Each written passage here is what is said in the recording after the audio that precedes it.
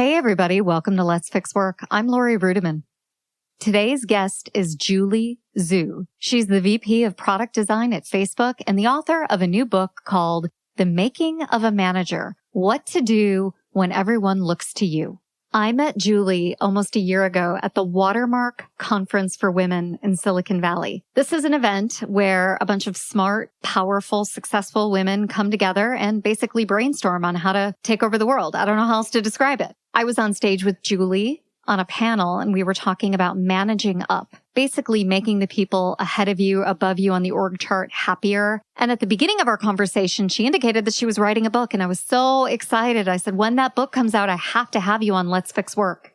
We've tried to have this conversation twice. The first time we tried to record, there was a hurricane. The second time we tried to record, Zhuo went into labor early. And so we don't talk about any of that on the show, but just know that we've been anxious to bring you this conversation for a while. On today's episode of Let's Fix Work, we talk about the difference between managers and leaders. We also discuss organizational trust. And finally, we tackle a topic that we've tackled before, but Zhuo has some pretty nuanced and specific ideas around it. And that's feedback. So if you're interested in all of those topics, or if you just want to hear me talk to someone who was Facebook's first intern, that's right, Zhuo was the first ever intern at Facebook in 2006. And now she's VP of Product Design. It's her job to make Facebook look great. Sit tight and I'll be right back with more Zhuo and Let's Fix Work. Work is broken, and so is the way you think about it. Host Lori Rudiman is picking up the pieces so you can take control of your career, put yourself first, and be your own HR. With the Let's Fix Work podcast, here's Lori. Hey, Zhuo, welcome to Let's Fix Work. Hi, Lori. Thank you for having me here today. Well, it's such a joy and a treat to have you here. Not only are you just someone that I've gotten to know through the conference circuit, but you're now a newly minted author. And I'd love to talk to you today about your new book called The Making of a Manager. What do you do when everyone looks at you? So Zhuo, right off the bat, why did you write this book? That's a great question. So I remember being a new manager at 25 years old. My boss had talked to me about the fact that our team was expanding and said, hey, I really need someone to help manage the team with me. What do you think? And on the spot, I said yes, because I wanted to help out, because it seemed like it was the start of this exciting journey. And it wasn't until a few days later that I'm sitting down having my first one-on-one with somebody who was formerly a peer of mine, now is, my report, that I realized I really had no idea what I was doing. I bet that feeling is universal, really, for so many of us out there. Zhuo, there are a lot of definitions of management, and you have one in the book. Why don't you tell us what your definition of management is? As I see it, the job of a manager is to get the best outcomes possible from her team, from the group of people that's working together towards a common goal. Well, that's a pretty simple definition, like really simple and clear cut. Why do you think people overcomplicate the world of management?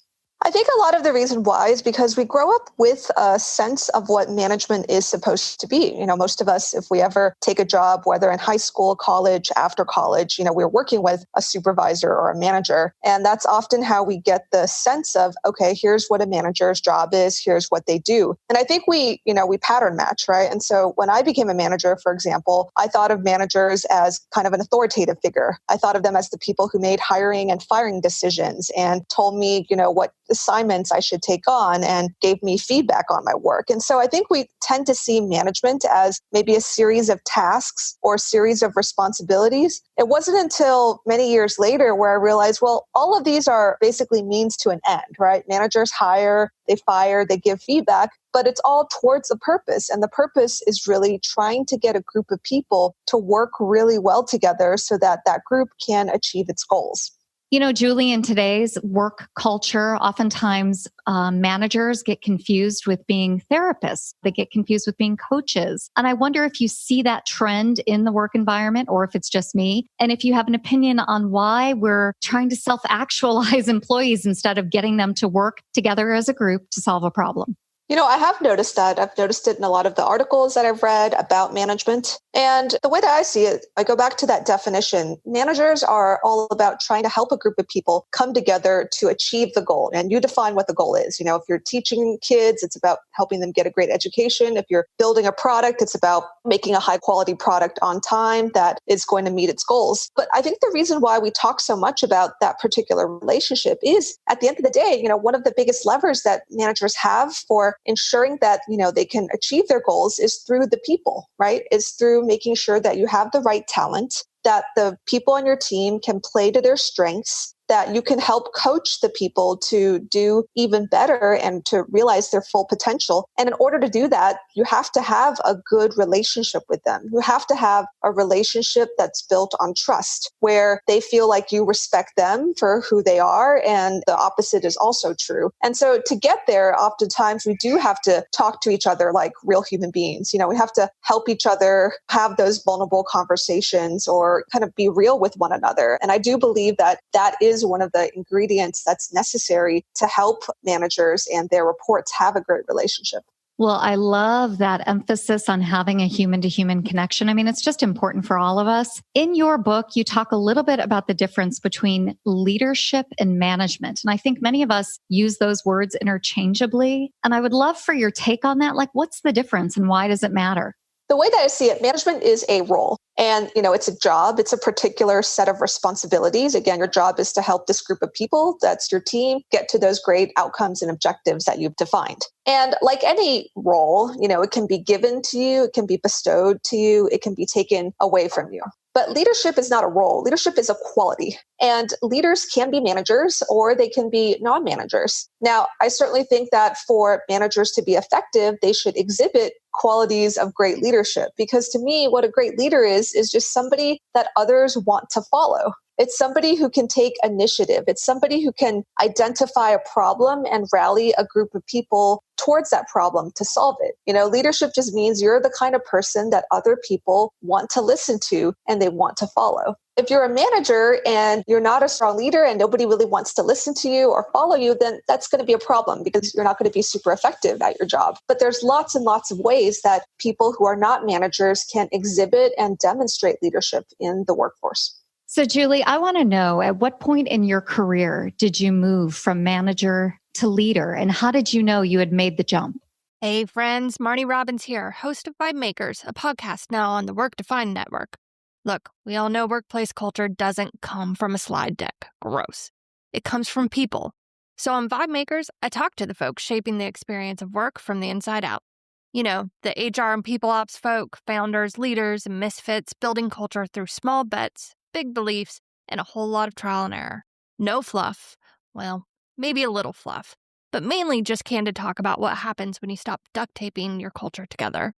Come check us out. Listen to Vibe Makers wherever you get your podcasts. It certainly was not the day that I became a manager. I still remember, having those first one-on-one conversations with my peers, and I could kind of sense they're sort of like, well, yesterday you were one of us and now you're our boss. And so what are you going to be able to offer me again? And I remember, being actually very self-conscious about that in those early days, constantly doubting myself and asking, well, I don't think I'm a more skilled designer than this person. I don't think I'm more this or that. Like, how am I going to be someone that they see as a leader or someone that, they want to follow? And what I learned over those many years of being a manager is that the thing that I wish I had told myself back then is that it doesn't mean that I have to be better at everything or even any one particular skill than the people on my team. It just means that I have to be good at listening to people, understanding what they're great at and what they want to do, and making sure that all of the great ideas that come from all the people in my team can be surfaced and that we can tackle these things together. A lot of what leadership really isn't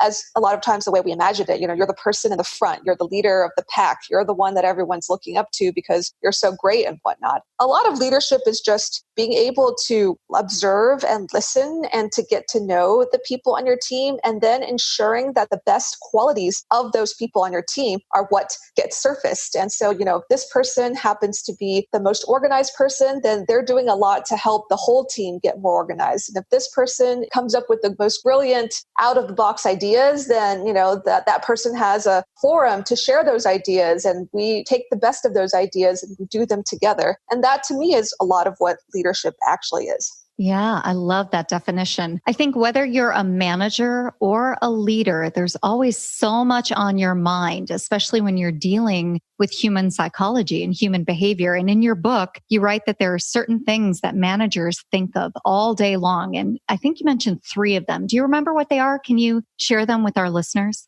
Yes. So the 3 things that I consider the major buckets of tools in a manager's toolkit fall into these 3 areas. The first is people, as we talked about before. And people is most important, thinking about ensuring that you're bringing the right people onto the team. So that's, oftentimes hiring, recruiting, etc. It's thinking about how to coach the current people on your team and ensuring that their strengths are amplified across the team. It's also doing things like performance management, giving feedback, helping people adjust their behavior if it's not in the spirit of helping the team get better. I think the second bucket is all around process. And so the way I think about it, if you have really, really talented people, let's say you have an orchestra, you've got the right violinists, you've got the right percussion players, you still need to make sure that everyone knows how to work together and how to play music together. And that means you need to make sure that, the right processes are in place, that everyone knows how to read the cues from the conductor, everyone knows where to sit so nobody's blocking each other's views. If there's a conflict or whatnot, what should people do? How do we resolve that? That's all about defining good processes. That's the how of how your talent works together. And then the third bucket is all around purpose. And that's making sure that every single one of the people in your team has the same understanding of what success looks like. And so if we're talking about an orchestra or a symphony, it's ensuring that basically everyone has the same sheet music. Because if you have talented people and they know how to work together, but they don't have the same picture of what success looks like, you're still going to get conflicts. And purpose becomes more and more important as the organization or the team gets bigger and bigger, because at that point you might have dozens of people, hundreds or thousands, and they all have a slightly different perspective of what we're really, really trying to do together. Then they're not going to be working together as efficiently. Well, that certainly makes sense to me. I'm thinking about all of the listeners who are out there who work in small to medium-sized companies all over the world, and they would love to improve their management skills and their leadership skills, but they feel as if they're lacking training, right? There's no training at their office. And I wonder if you can speak to that and also talk a little bit about how your book might be helpful for them if they don't have access to management or leadership training. Do you even need to take those classes to be a good manager? That's a great question, because I obviously do think that the more that you have access to courses, books, and so forth, they're all tools to help you in your management journey. But I also think that one of the most important things that managers can do for themselves to improve is simply asking for feedback all the time. And it sounds really simple, but it's actually hard to do in practice because, it's asking for feedback can sometimes feel like we're having to let our guard down and be vulnerable and open ourselves up to the possibility that maybe we're not doing everything perfectly or as good as we want to be doing them. And so that's why I think oftentimes, we hesitate to ask for real, honest feedback. But,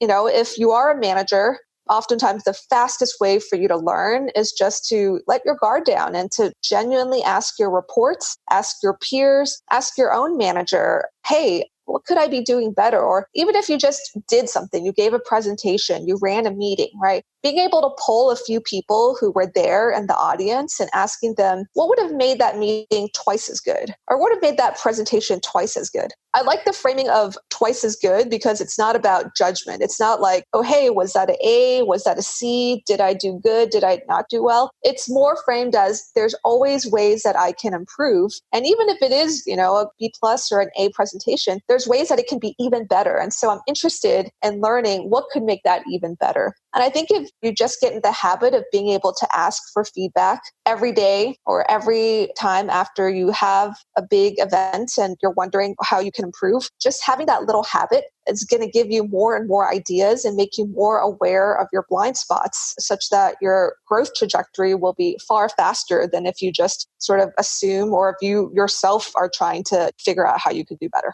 Yeah, that is such a great piece of advice. It's so wise to create almost a mini culture of feedback in your own life. I know where you work at Facebook, feedback is part of the environment. It's part of the vibe. I think there's so many of us who have worked in work cultures where people are avoidant or they're detached. So do you have any advice for someone to be brave? I mean, obviously leaders go first. I mean, that's just a principle of leadership. But if you've got a culture that doesn't know how to give feedback or doesn't give very good feedback, how do you discern the good from the bad? What does great feedback look like in that environment?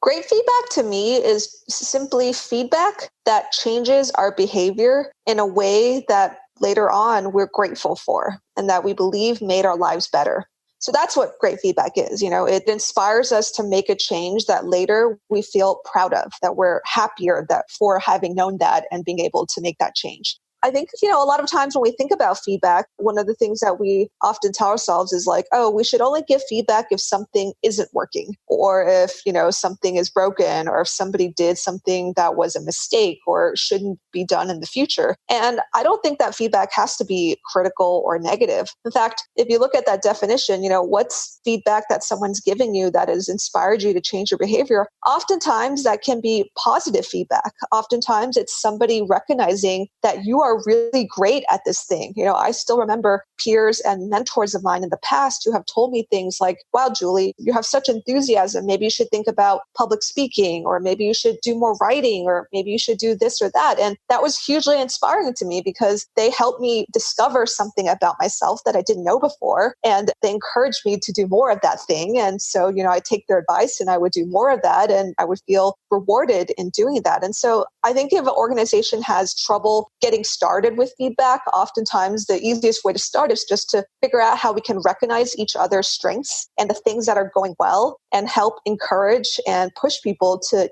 do more of that or to stretch and find opportunities to make greater use of that skill. That's one of the easiest ways to get started. And it can help us get into the zone of constantly giving each other feedback.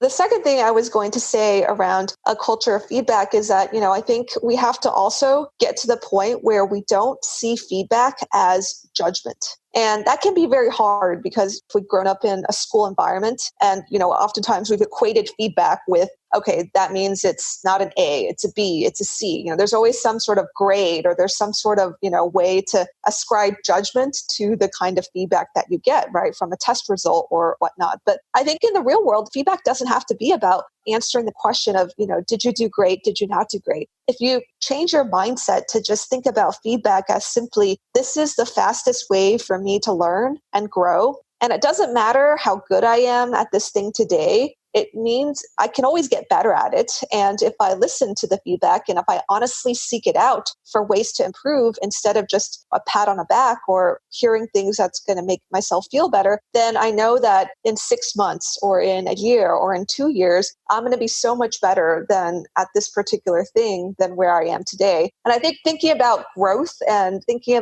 about our careers as being on an arc or on a journey versus, did I make it? Did I achieve what I wanted to? I think that also helps us see feedback as a positive thing rather than a negative or icky thing. Well, one of the things that came to mind when you were talking about feedback is the word trust. And this is something that you've written about extensively in your book. And I wonder if you can share with us a few ways to build trust within teams so that whether it's feedback or a project or some challenging goal down the road, you can achieve those goals a little bit faster and with integrity. How do you build trust? Hey, we're the payroll baddies, and our mission is to make payroll fun and relatable. And call out industry when we hear it. You got to call it out. You got to call it like you see it. But we also got to shine a light on all those unsung payroll heroes out there, making sure we get paid. Yeah, those are the real payroll baddies out there, and we love sharing their stories and showing them love. With gold chain and everything, baby. By the way, SAP is the best payroll out there, and if you don't like it, get out. The first thing I'll say is that I do think it is more on the manager or the leader or the person with more power in the relationship to be the one to set the bar for trust. And I think that's just worth acknowledging, because in a manager report relationship, things aren't equal. It's easier for you to say certain things to your report than the other way around, because you hold more power for your report. You're the person who determines if they're going to get a promotion, if they're going to get fired. And so I think that the job of ensuring that you have a trusting relationship needs to be taken seriously and be something that the manager is all into. And now in terms of what might build trust, I think the first and most important thing is, sort of asking yourself, how would I build trust in any relationship, right? With, let's say, a friend or with a significant other or a new acquaintance that I just met. And I think it goes back to listening and being curious about the other person.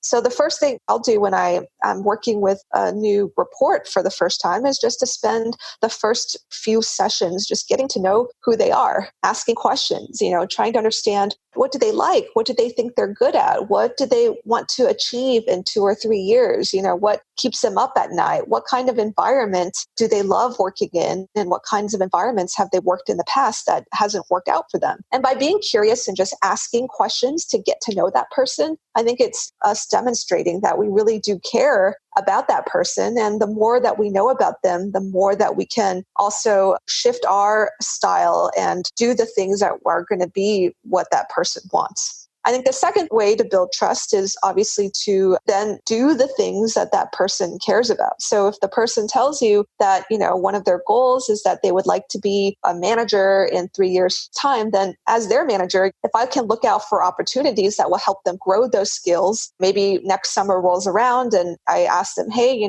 I remember that you said you wanted to be a manager and we have an opportunity for someone to mentor an intern. And I thought about you, doing things like that indicate that you were listening and that you do truly want to help this person reach their goals is another way to build trust. And the third thing that I think managers can do is also open up and be vulnerable ourselves. Sometimes it's really hard to expect that the other person is going to tell you their hopes and dreams and, the mistakes that they've made and what's keeping them up at night if you are always coming across super polished, like you're perfect and, you don't make mistakes. Because if that's how you're coming across, that's how the person is going to think that they need to come across to you. And so as a manager, I also try very hard to try and show that vulnerable side of myself. And that means, admitting when I make mistakes, talking about things that I've done that haven't worked out, asking for help, admitting when I don't have the answer and that I'm going to figure it out from someone else, or I'm going to, rely on the team as a whole to help me come up with the answer. I think the more that leaders can be seen as real human beings who are vulnerable and are authentically themselves, the easier it is for other people to come across that way as well.